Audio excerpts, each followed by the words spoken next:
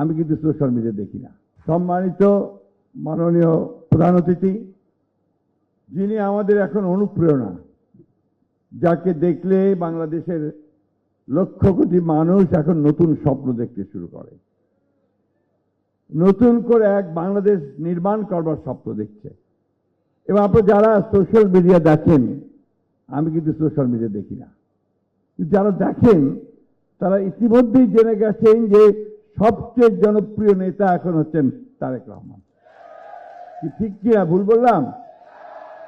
সুতরাং আমরা অনেক অনেক ভাগ্যবান যে আমরা একটা দীর্ঘ 18 বছরের ফ্যাসিস্ট নির্যাতনের পরে 200-র বেশি সার্ভিস ও ফিচারে লেনদেনের সব বিকাশ অ্যাপে সম্ভব।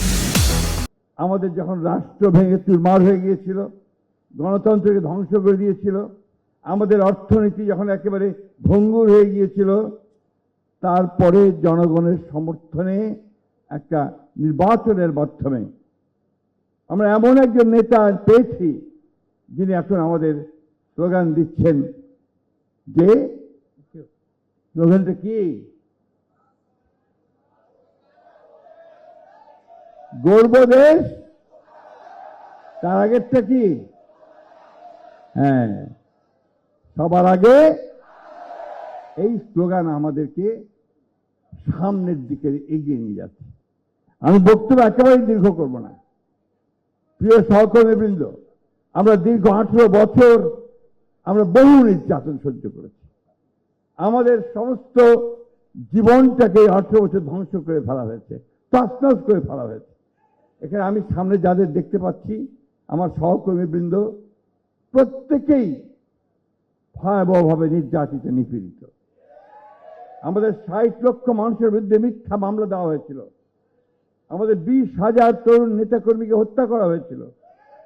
ইলিয়াস আলী সহ 3 জন নেতা, 1700 নেতাকর্মীকে গুম করে ফেলা হয়েছে।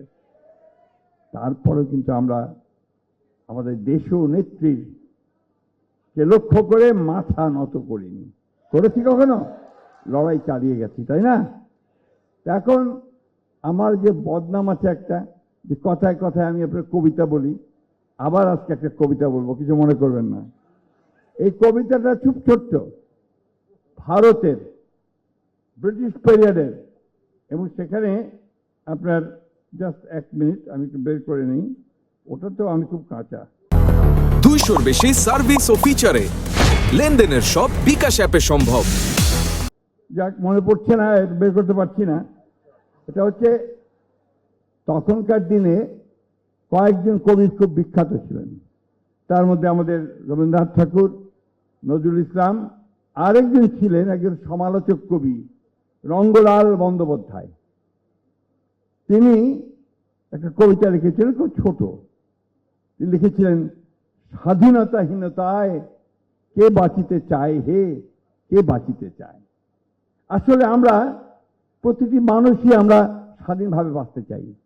আর আমরা বাংলাদেশের এই অঞ্চলের মানুষ, আমরা প্রতিবার লড়াই করেছি স্বাধীনভাবে বেঁচে থাকার জন্য। সে ব্রিটিশ পিরিয়ড থেকে পাকিস্তানের জন্য আন্দোলন করেছি, পাকিস্তানের বিরুদ্ধে আন্দোলন করেছি, একটার পর একটা সংগ্রাম করেছি, লড়াই করেছি, বুকের তাজা রক্ত ঢেলে দিয়েছি। সবশেষে 1971 সালে এই যে এখানে আমাদের বীর মুক্তিযোদ্ধা নজরুল ইসলাম খান বসে আছেন, আমাদের ডক্টর মোশাররফ বসে আছেন, এখানে আরো কয়েকজন আছেন যারা এই মুক্তিযুদ্ধের সঙ্গে সম্পৃক্ত, সামনে আছেন। আমরা লড়াই করেছি, বন্দুক নিয়ে লড়াই করেছি, এই কথাটা মাথায় রাখতে হবে। এবং কাদের বিরুদ্ধে লড়াই করেছি? পৃথিবীর অন্যতম শ্রেষ্ঠ সেনাবাহিনী পাকিস্তান হানাদার বাহিনীর সঙ্গে লড়াই করেছি, এবং শেষ পর্যন্ত আমরা জয়লাভ করেছি, স্বাধীন একটা দেশ পেয়েছি। কিন্তু বন্ধুগণ, আজকে 55 বছর পরে আবার সেই অপশক্তি মাথা চাড়া দিয়ে উঠছে।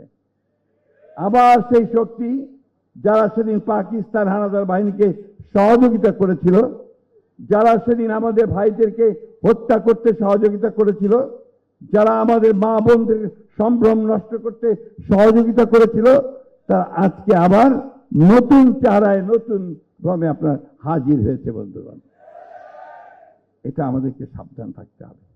আমাদের স্বাধীনতাকে যে আমরা সংহত করতে চাই, আমাদের যে সংগ্রাম লড়াই আমাদের নেতা তারেক রহমান সাহেব শুরু করেছেন নতুন বাংলাদেশ গড়ার, সেই লড়াইয়ে যদি আমরা জয়লাভ করতে চাই তাহলে অবশ্যই অত্যন্ত সতর্কতার সঙ্গে সেই অপশক্তিকে পরাজিত করে স্বাধীনতার শক্তিকেই আমাদের সামনের দিকে এগিয়ে নিয়ে যেতে হবে বন্ধুগণ, এবং সেখানেই আমাদের সাফল্য।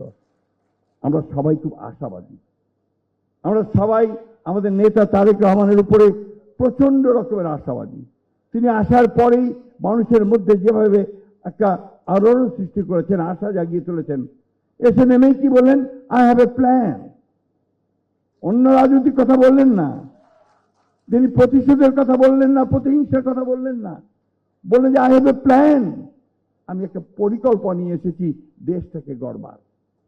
এবং নির্বাচনের পুরো সময়টা এই প্রচারণা আমরা করেছি। আর নির্বাচনের পরে পরেই তিনি প্রথমে হাত দিয়েছেন সেই কাজে। ফ্যামিলি কার্ড, কৃষক কার্ড, কৃষকদের 10,000 টাকা কৃষি ঋণ মওকুফ, খাল খনন কাজ শুরু হয়ে গেছে বন্ধুগণ। শহীদ জিয়া যেমন একটা কর্মযজ্ঞ শুরু করেছিলেন তার দায়িত্ব পাওয়ার পর থেকে, মাত্র 3.5 বছরে তিনি গোটা বাংলাদেশকে সেই বটমলেস বাস্কেট থেকে একটা সম্ভাবনাময় বাংলাদেশে পরিণত করতে সক্ষম হয়েছিলেন। তাঁরই যোগ্য পুত্র তারেক রহমান আজকে আমাদেরকে সেই পথ দেখাচ্ছে। আসুন আমরা সকল অপশক্তিকে পরাজিত করে আমরা আমাদের নেতা তারেক রহমান সাহেবের হাতকে শক্তিশালী করে আমরা সামনের দিকে এগিয়ে যাই। অতীতচারিতা ভুলে গিয়ে আমরা শুধু অর্জন করি আমাদের সুন্দর ভবিষ্যৎ, আমাদের সন্তানদের জন্য সুন্দর ভবিষ্যৎ, আমরা বাংলাদেশ যেন মাথা উঁচু করে বিশ্বের দরবারে দাঁড়াতে পারি, সেই কথা আমাদের করতে। আমি শ্রদ্ধা ভরে স্মরণ করছি যে কথা আমি বারবার বলি যে আমাদের প্রথম নারী মুক্তিযোদ্ধা দেশনেত্রী বেগম খালেদা জিয়া, তিনি যার সারাটা জীবন এই গণতন্ত্রের জন্য তিনি দান করেছেন, অবদান রেখেছেন, যিনি বারবার 3 বার নির্বাচিত হয়ে বাংলাদেশের অর্থনীতিকে একটা জায়গায় নিয়ে গিয়েছিলেন, সেই মহান নেত্রীকে আমরা আজকে আবার স্মরণ করতে চাই। আমাদের সেই মহান নেতা যিনি বাংলাদেশের স্বাধীনতা ঘোষণা করেছিলেন এবং যুদ্ধ করে দেশ স্বাধীন করেছিলেন, শহীদ প্রেসিডেন্ট জিয়া রহমানকে আমরা স্মরণ করতে চাই। আমাদের সেই সব বীর শহীদদের যারা বুকে তাজা রক্ত ঢেলে দিয়ে আমাদের স্বাধীনতা এনে দিয়েছে, আমরা তাদেরকে কখনোই ভুলব না। আমরা ভুলব না এই দীর্ঘ 50 বছর যারা আমরা গণতন্ত্রের জন্য লড়াই করেছি, অধিকারের জন্য লড়াই করেছি, তাদের কাউকেই আমরা ভুলব না। আমরা 24শে জুলাই যোদ্ধাদেরও কখনোই ভুলব না।